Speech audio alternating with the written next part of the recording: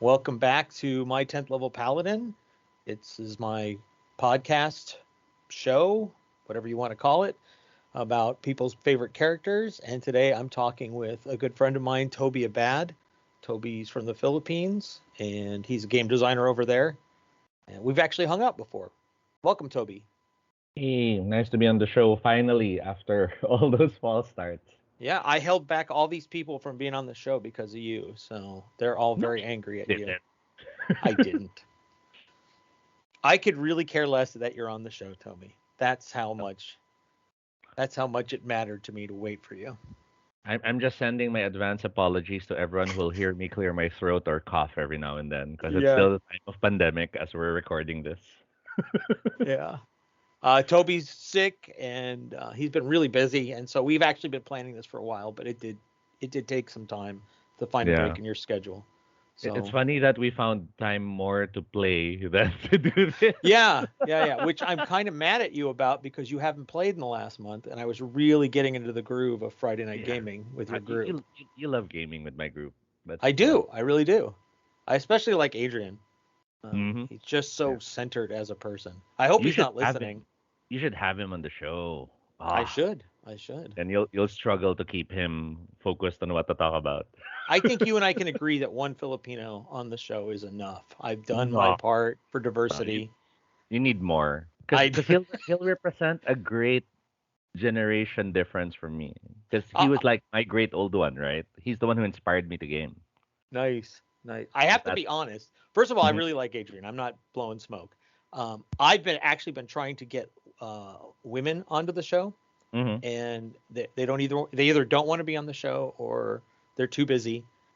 mhm. And I've been trying actually to create diversity here, but the only people with free time who are lazy seem to be white people. So that's the show now is lazy white gamers talking about their fetish. Alas, but it's true. Most of us Filipinos are really busy with work because pay is not as good as it is elsewhere. Well, and it takes 4 hours to drive to work in Manila, so hmm I mean you've got that. There's so much traffic. hmm So speaking of better things, Yeah, well, the show is positive. The show is supposed to have a positive spin. We talk about what it is that you like about the hobby and who your favorite character is. So let's get to it. Tell me. so it's tricky because you told me I'm the rule is I can only speak about one character. That is correct. Otherwise, we'd And be here all day talking about everybody's favorites. Go ahead. that's true. And for most of my gaming life, I've been the GM. So have been a handful of times I've been a player. So you're forcing me to choose from like less than 20 characters I've played in Right. my entire gaming life since the Right. late 90s. So you're cruel. We could talk about your least favorite character. It'd be still be the same pool of characters, but um, Wow. yeah. Should I So not have so GMs on the air? I should just tell people you have to be a consummate player. I'll have I guess even more restrictions. You have to be white, you have to be male, and yeah. you have to just be a player. You've never DM'd. So I'll just have to be smart about this. So I can't talk about my halfling that actually eventually turned into a god. See, you're already breaking the rules. Yes, exactly. But I'm doing it smart. I'm doing it the way politicians would. Tell me, Mr. Bad, how will you change school funding if you I win this election? I won't talk about my first vampire character, which was inspired by Sharon Stone from Basic Instinct. Sorry, you're True. not gonna hear that story. Okay, true story. I've met Sharon Stone. Ah, you are evil. I Yeah, wish I. I've met a She. lot of celebrities. I She's actually have. amazing. It's an amazing amount of celebrities. So I'll stick to my not necessarily first, but I still consider my first in the sense that it was my first character that I really got into playing. Because I did tell you the story about my very first game, right? No, no, but we can get to that. So I'll stick to the character first. Yes. Yes, yes. I'm. Okay. The floor is So yours. first, the character that I really got into first was a paladin. It wasn't even a character I made. It was a pre-generated character that a group of friends had already created. Oh, But when I met fantastic. them, on the day I met them, well, most of them, because some of them I already knew from before, they were playing. And when I saw them playing, I was like, oh, I want to join. So yeah, I gathered my courage. As we say in the Philippines, pakapal na mukha, I just shamelessly went forward and went, "Hi, I'm Toby. Can I join your game?" And they were like, "Sure, sure, sure." So they had me sit down. They whipped out this character sheet that was created. Her name was Shell Downwind. The game was a Forgotten Realms game, and Uh-huh. she was a paladin of Timora, which on hindsight was very odd because Timora was the goddess of luck. So I was a paladin that supposedly celebrated luck. Gotcha. I didn't care. I was just excited to finally be able to play because my first game was such a horrible experience that it inspired me to find better games. So, can I ask before you continue? Did Sure. you know anything about the Forgotten Realms at this point, or were you just No, getting dropped in? I was getting dropped in. All I knew it was a fantasy world. They were different classes. I was kind of Yeah. familiar with the classes and stuff. Sure. Um, and I would just wanted to jump in. And I joined the game mid story, so they literally meet me on the road. And I had one magical item, which was a ring of regeneration. Not Me bad. being me, coming from comics and all that, I'm thinking, oh, the ring makes me Wolverine. Not realizing that Oh, yeah. regeneration is a slow, ponderous process of Yeah. healing Yeah. in the Dungeons and Dragons world. Yep. Um, so I was always headlong into battle. I was preaching about goodness and all this and that because back then Paladin was always lawful good, right? There was no options whatsoever. So I was like, this is the right thing to do. This is this and that, blah blah blah. And then as I'm playing, I'm reading up on the books and I'm learning. Wait, my God is about luck. What's good about luck? Yeah. That's a Um, weird god choice for a paladin. yes. The funny thing though was the group was going through. I don't know if you're familiar with the Avatar War saga. No, not at all. I know nothing about the Forgotten Realms. So in the Forgotten Realms, there was this story arc wherein um, the gods go down to the world and wage this battle in mortal shells. And spoiler alert for something 20 plus years old. Um, Eventually, some of the gods die, and some of the NPCs can ascend to become the new gods or the players, depending on how the story Right. goes. Right. So the goddess of magic dies, and one of the NPCs, Mistra, I think her name was. No, sorry, Midnight becomes the new goddess of magic. Uh, One of the gods of evil dies, and then an antagonist NPC named, I think his name was Cyric, becomes the new god of evil, and so on and so forth. So we were going through that story arc, and here I am, the paladin, all goodness must prevail and stuff like that, and I lay my hands to heal people and all this and that. And um,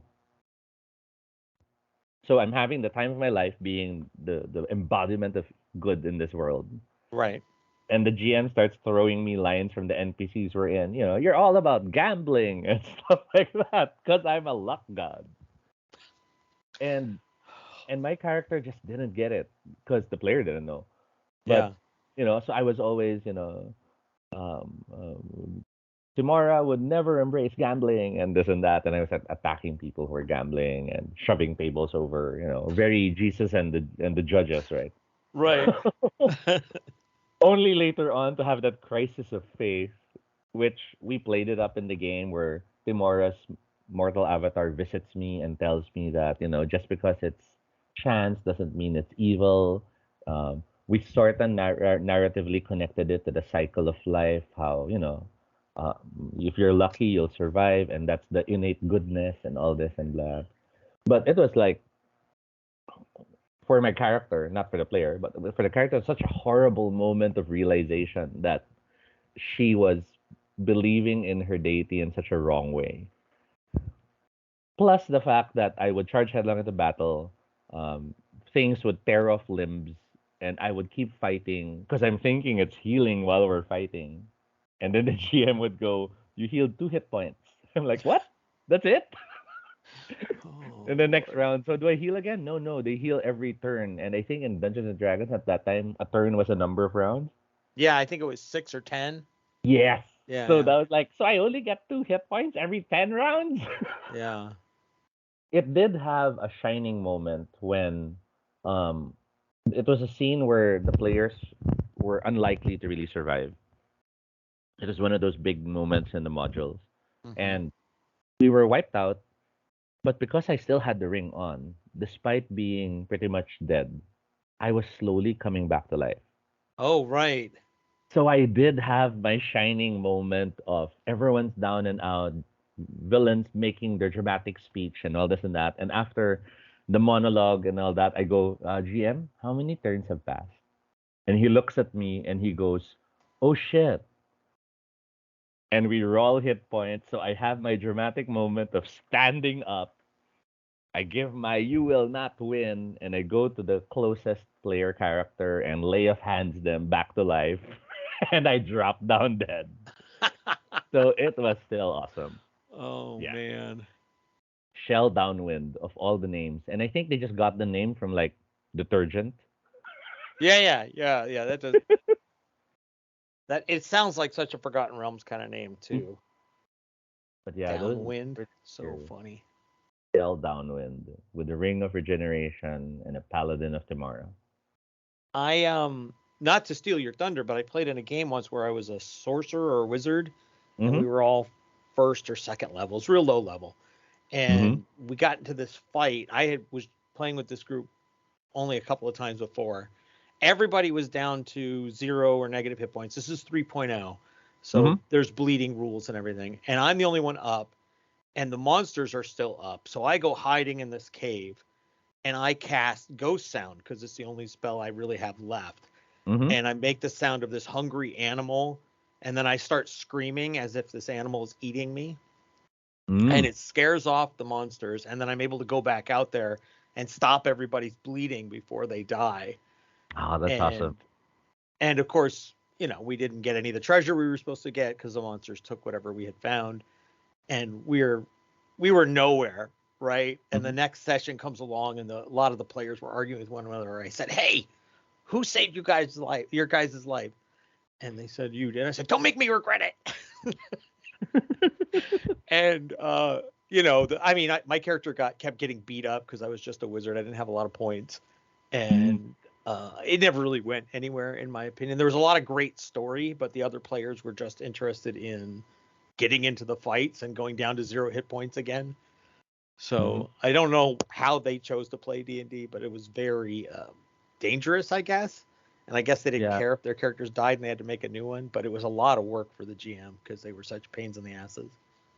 The group I played with, which became my childhood group, the group I played with weekly back then, they were coming from a lot of old strategic RPGs. So they were huge mech warrior gamers, and Right, right. so when I joined their Dungeons and Dragons games, all of them were really smartly built. They were like dealing 3 attacks per round and all this and Sure. that.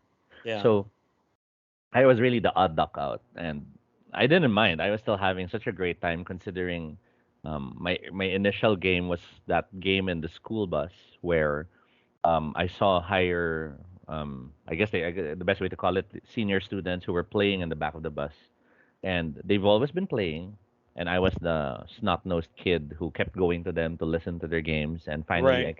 I kept nagging them. I wanted them to play. I wanted to play. I wanted to play. I wanted to try. Right. So finally, they're like, okay, um, create your this is your character, and at that then, I think these were the colored books, the red basic set, the Right. green Right. companion set, the black master set. I Yep. forgot what the official term for that set was. You got it right. Um, but that was the time when ranger was a class, right? Yeah. Or sorry, not ranger, elf. Elf was a class. Right. I knew Uh, what you meant. so I was an elf, and scene starts off, and I'm supposed to be on this mountain, and the GM tells me you're on the mountain, and the ground is shaking. And I'm like, okay, I look for a tree. I want to climb it to look around to see what's causing the shaking because I'm thinking maybe it's a dinosaur, maybe it's an army or something like that. GM goes, okay, you climb the tree and you realize you're on a volcano. It is erupting. Your character's dead. Thanks Oh for my playing. god.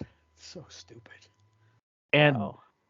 and rather than dissuade me, I was like, that's so awesome. Cause Oh, they didn't realize they engaged my imagination. I was yeah. visualizing the entire thing. I was so that's how the game works, and I Yeah. so wanted to play from that point on. And of course, they would never let me play. So It I it's was always struggling to find books. I was struggling to yeah. find a group, and it wasn't till much later that I'd finally meet that group that could let me play. It's always surprising to me when people tell me their first game session story and how horrible it is that they came back for more. I hear it a lot, right? I've worked so many conventions. The reason I started this podcast was to talk Mm-hmm. about people's characters in a positive sense. Because when you're at a con, people come up to your booth and they don't care if you want to hear the story or not. Yeah. They just start telling you about their character, and they're never great stories. And I think that people feel that they're great stories, but they're important to you. But you're Mm-hmm. telling me all the stuff, all the moments that you remember about your character, and you're not telling me what you remember about the story and the greater elements. And And isn't it so, also a combination of expectation and mood? I mean, like if you're in a con, you're there to play. So you don't yeah, want to yeah, yeah, other people's games. You want to play. But yeah, right now, like for here, we're not playing. So right, right, talking about the stuff is what we want to do. right. I thought one of the my best great Gen Con moments was with this guy Rick Tyler. I This is going back 20 years. He was a friend of Storn Cooks, the artist, and we're Mm-hmm. hanging out at this bar after Gen Con, at night one night after Gen Con had closed down, and we're just talking and talking, and we just started talking about our campaigns that we'd run, Mm-hmm. and we must have talked for 2-3 hours about all these things that we'd done, and it was one of the best conversations I'd ever had because at the con, because here we were talking about the thing that we loved. We were talking about it in an enriching way. We weren't trying to be selfish about our stories. We were saying these are these amazing stories that came out of our games because the players contributed, because these great ideas came together, as opposed to somebody just singularly talking about, well, here's my character, here's what he does. He can do 35 points of damage in the first round, and then I do this, and that's not. I don't think anybody wants to care about your min maxing. Wants to hear about your min. People's favorite characters are generally ones that were jerks or ones that created story out of the choices that they made, Mm-hmm. not that they did 35 points of damage one round. Nobody remembers that. Or at least maybe there's an audience for that, and we aren't. Yeah, You and I maybe. aren't Yeah, the type who would appreciate it. But there are, of course, others who'd be like, "Oh, really? You did that much damage? I was able to do this," and they'd like compare builds, because in many ways that was the draw, or one might say that still is the draw of Dungeons and Dragons, right? The idea that it's a set of mechanics where you could try to max out what you want to do and see if you can make it work. yeah. That's why the game does encourage the I've, weirdest concepts. I think I've always come at the hobby the wrong way. Right, that was never the draw for me. I never really did that kind of gaming when I was younger. There was a guy at the table who would always puff his chest, telling you how much damage his new character could make. But I wasn't there for that. I was there to try out a new rogue or a new wizard or something, and I want to see how the how the game master reacts to these Mm-hmm. stupid or smart things that I do. I wanted I wanted the relationship of my character into the world to not require game mechanisms to do it. I wanted it to be, I don't know, just story based. I think I was always like that. And Yeah. so I guess maybe that's why when I was writing D20 material, I wasn't writing the kind of stuff anybody wanted because I just don't get it. I get Yeah. that fifth level is a sweet spot, right? I get that's where the game starts becoming good because your character can survive things, that can do things. I totally get that. Sitting there with a third level character that can cast one spell isn't fun.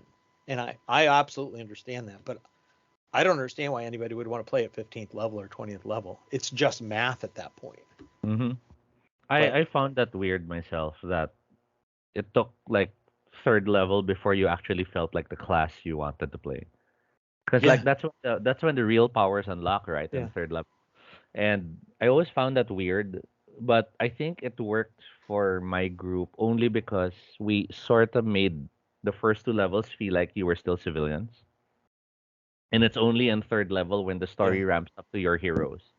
Um, and I think that's the thing about role playing games that many people fail to realize that they're they're not really meant to be, what's the word, one size fits all for gamers, because Yeah. everyone games for different reasons, right? There are those who Oh, love tactics. absolutely. There are those who love the drama. There are those who will hog the spotlight even if they're Right. doing nothing that others can engage with. Right. And they're all different forms of fun, which they've gone to the game in hopes of enjoying. But if they don't discuss with each other that that's what they're looking for, then that's when you have all these friction points of, oh, I hated that game because everyone was just focusing on their attacks. But that's what Right. they wanted to play. Maybe you should have joined a different game. Yeah. Yeah. Or But you maybe don't know until you get there a lot of the time. exactly. And Um, and also not just the fault of the players, but the books themselves. Um, I guess you could say sometimes aren't sure what they're trying to do. So like, uh, White Wolf was such a big thing in claiming to be a storytelling game, yeah. but But it it wasn't. wasn't really much more different than Dungeons and Dragons Yeah. compared to Exactly. more modern games that literally give you mechanics to build story like Praxis, right? I don't want to talk bad about Mark because I know what Mark's Oh intent yeah, was with definitely. Vampire, but I'm agreeing 100% with what you're saying. What I want to It add to that is mhm, that here you had this system that was actually more complicated in a lot of ways than D&D, had more stats, more things to track. mhm, And at the end of the day, they wrote thousands of pages of advice and story trying to get you to play Vampire a different way. And really, everybody was just playing this mission based game where they were just super powered guys who were afraid of sunlight. yeah, And that's all Vampire became in the way people played it. yeah. And I had to do a lot of work to run it the ways that I wanted to run it, where the players are important movers and shakers and they're doing political machinations and all that kind of thing. Um, and I eventually had to just design my own mechanics to get the game I wanted out of Vampire. Yeah. And there's a lot of times people say, well, this is where the Renaissance started, or this is where the revolution of gaming started. I think Vampire opened the novel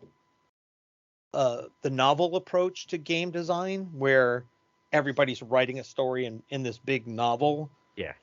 but they're not playing the game any different. The gameplay is still roll dice when the game master tells you to. It did open the idea of moving towards some more story-based things only because it Sure. removed killing as the XP, Right, and it right, right, right, started right, to it started to like tell you, whether or not you kill it, the XP is happening this way, and that was already a big step for many right, people. right. Um, I totally agree with you in terms of, Vampire's still a great game. I still Yeah, love and enjoy playing it. I do agree that it wasn't written with those mechanics in mind. And yeah, um, my group literally did have a whole campaign where we literally just played superheroes with fangs, yeah. only because the system did allow it. And um, just because I'm your guest, I get to add this.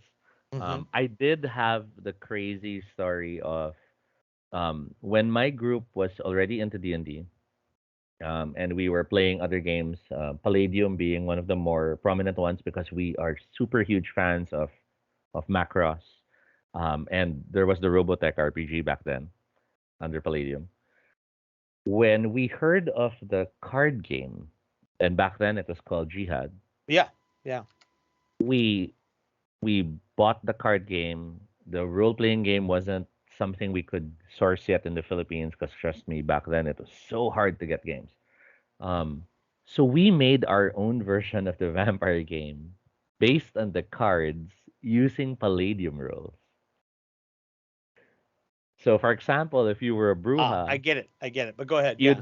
you'd have potence powers called Throne Gate or Right. um, Unstoppable Grip, which are the cards, right? And then you'd Yeah. have percentage rolls to use that power. And That's we played fantastic. vampire that way because we had no access to the book, but we so wanted to play it. That's So, fantastic.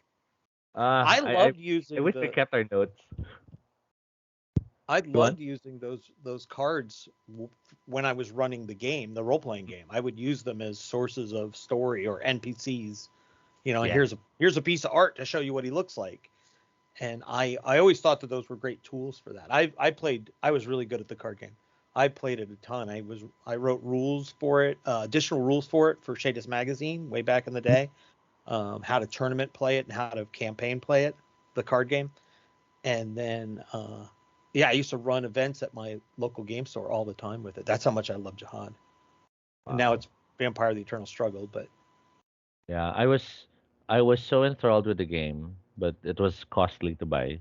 Everything is expensive in the Philippines. right. Except vices, cigarettes and beer is always cheaper in the Philippines than other countries.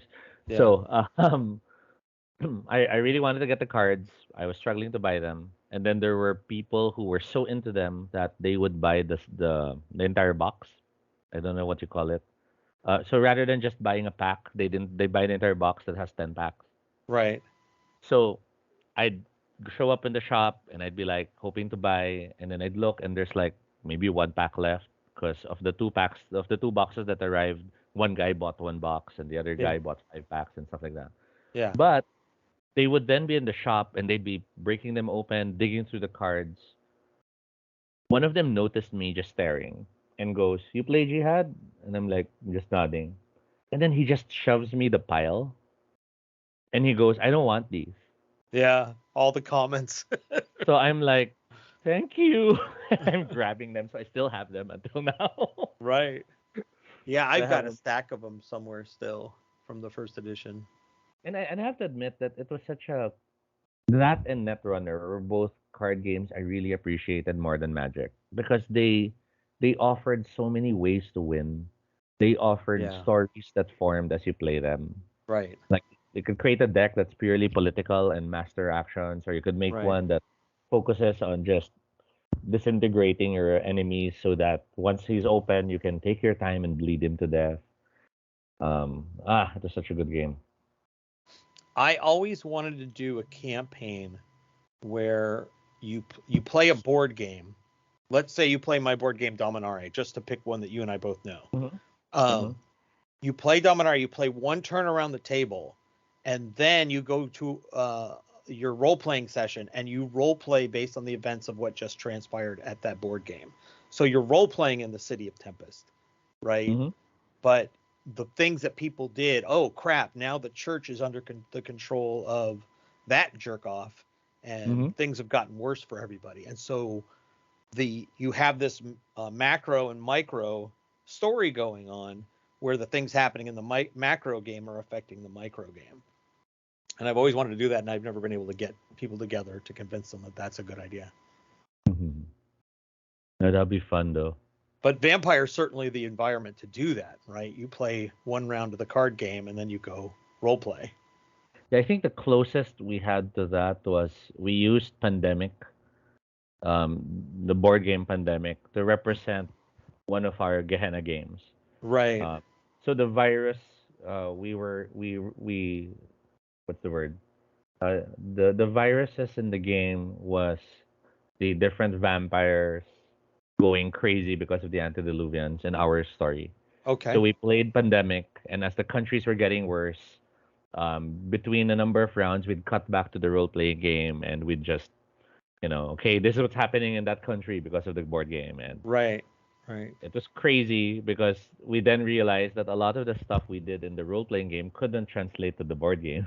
We're Right. like, we saved Yeah. New York. No, you didn't. The blocks are still there. What? Because So pandemic that's is so macro, because it's the entire world, it's really hard to hmm see your actions impacting the board. and it didn't feel right to like in the board every action counts. But then in the role playing game, maybe you did this and defeated the lieutenant of the antediluvian. So by story, New York is free. But when you go back to the board game, oh, we still have to do treatment actions here because it doesn't feel right to just take the blocks out of the board. You know what you could do with Vampire? You take Jihad, you play an entire game session Mm-hmm. of Jihad, and whatever the end result is, that is now what your game world looks like. These are the Oh. remaining vampires who are in control. This is what they control. So you take sort of a mental photo Mm. of the game state at the end. So that antediluvian over there, oh, he controls, whatever location. I don't remember any of the locations in Mm. Jihad, but he controls that location, and this vampire is his prince in that city. And so now you've built this game state, and you can role play in that in that environment. Yeah, I did sort of like backwards for the last vampire campaign I ran because I ran gosh, what do you call it? Fifth Ed? Vampire Fifth? Yeah, Um yeah, fifth edition, yeah. yeah, so I ran that for a small group. We played Wednesdays for practically a year and a half, I think. And what I did, which I later revealed to them, was that at the start of every game session, I draw one of my cards from my vampire card collection, Hmm. and I'd find a way to incorporate that card into the story. Right, right, So there was a session wherein I grabbed the card and it turned out to be the Embrace. So suddenly they had to deal with a new embraced character because they were erasers. right, They were the people who had to keep the masquerade going right. while the sheriff was doing his job, the cleaners. So that approach was kind of interesting, especially when they started to unlock the story arcs of Chicago, which included the long running story arc of an antediluvian, sorry, a Methuselah present from way back, and all this and that. And it was funny because I was drawing cards perfectly at that point. There was one point I actually drew the Loden card, and I was like, "Oh, this random draw is working so well." So that was the point they learned the identity and all this and that. Randomness is fun when it works. Yeah, well, especially for you as the storyteller, because you don't get the same impulses and responses that the players are getting. So when you can draw a card or roll on a chart and it gives you the perfect combination, that feels like you were part of something. That feels as though you made something matter, but without feeling like a puppet master. Yes, yes. And they're always still free to like go a different direction, and I don't care about the new embraced person, and they'll just have to deal with the ramifications and Right. repercussions of that story arc. So I want to talk forever because I have so many more questions and things that I want to talk with you about. But we've been going for over 30 minutes now. So we need to find a time for you to come back for a second episode. Sure, sure. And I have been timing my muting button so you don't hear me coughing. Oh, fantastic. Fantastic. If you could just mute it when you're talking, that would be even better. Ah, So nobody heard anything. I think